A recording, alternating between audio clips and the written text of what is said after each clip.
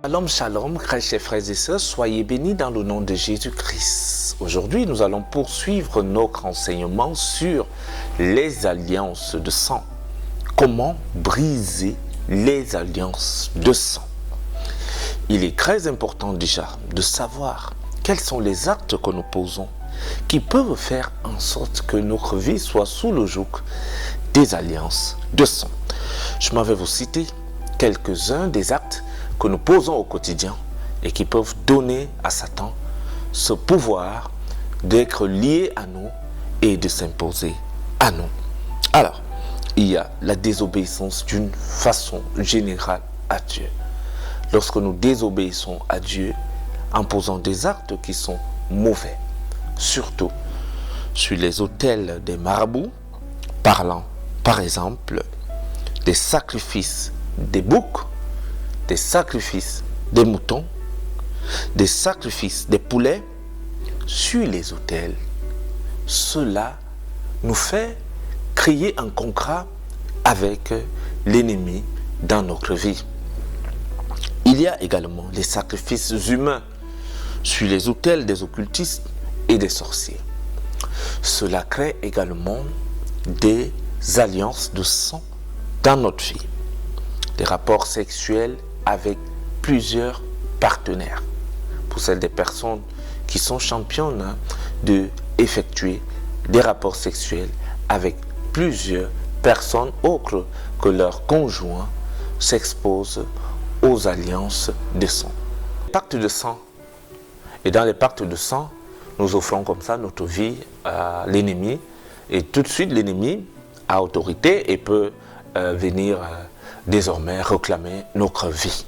J'ai dit tantôt que lorsqu'il y a ces alliances qui parlent contre notre existence, même si vous priez, même si vous jeûnez, même si vous êtes actif ou active dans la maison de Dieu, vous allez remarquer une chose, soit votre vie croupit toujours dans la pauvreté.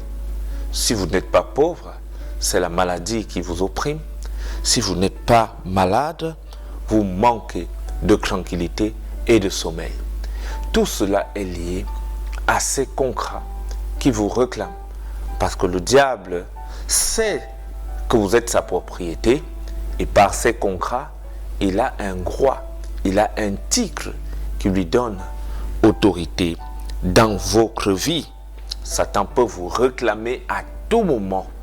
Il vous opprime de près ou de loin et vous conduit toujours à poser des actes qui ne sont pas bien. Vous agissez mal contre votre volonté et on se sent mal, vous vous sentez mal après avoir agi et vous regrettez, mais vous n'avez pas la force de repousser. Cela est dû aux alliances de sang qui sont très très dangereuses. Comment donc briser de façon concrète les alliances de sang? La parole de Dieu nous dit dans le livre de Hébreux 9, verset 12 à 14, je m'en vais lire pour vous. Quand le Christ est entré une fois pour toutes dans le lieu saint, il n'a pas offert du sang de bouc, de veau. Il a offert son propre sang et nous a ainsi délivrés définitivement du péché. La parole de Dieu nous dit que le Christ nous a délivrés par son sang. Donc pour être délivrés des alliances de sang, nous devons appliquer le sang de Jésus-Christ dans notre vie. Nous devons appliquer le sang de Jésus-Christ dans notre vie pour nettoyer toute forme d'impureté que nous avons introduite par le sang des boucs et des taureaux. Je m'en vais lire le verset 13.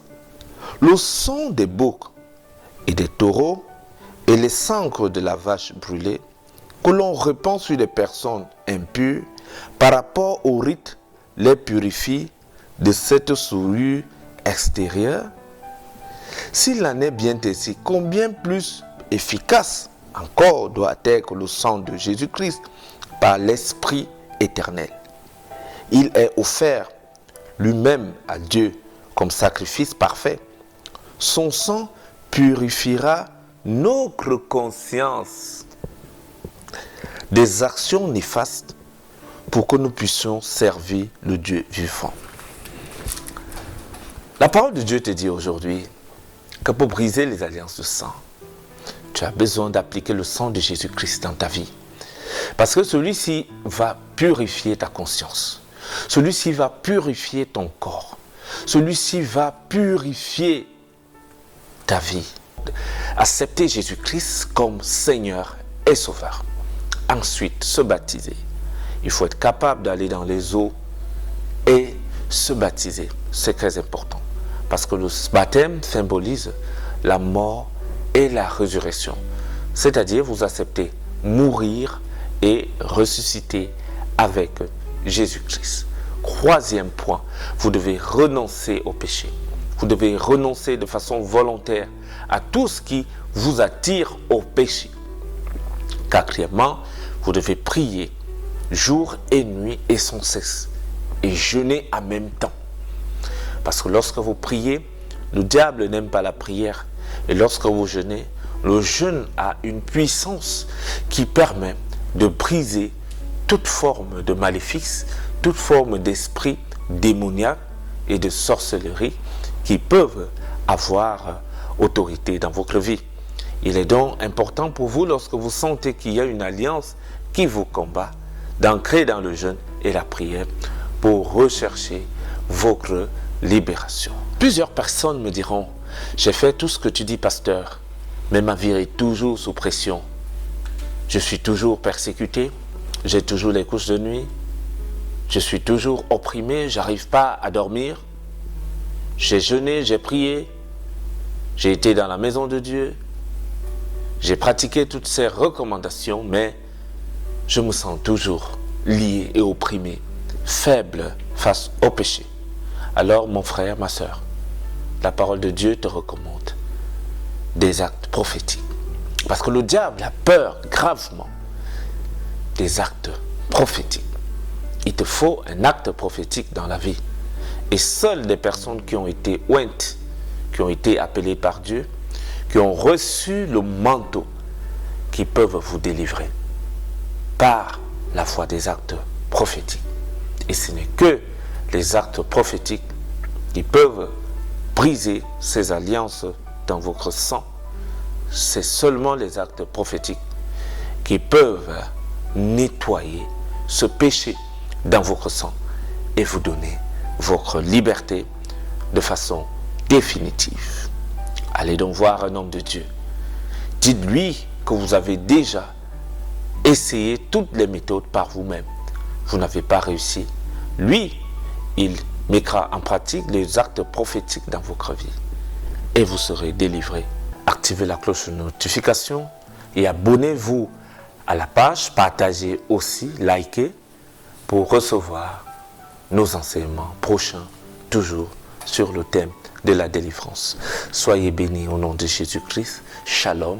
Je suis le révérend Aloïs Ateba. Amen.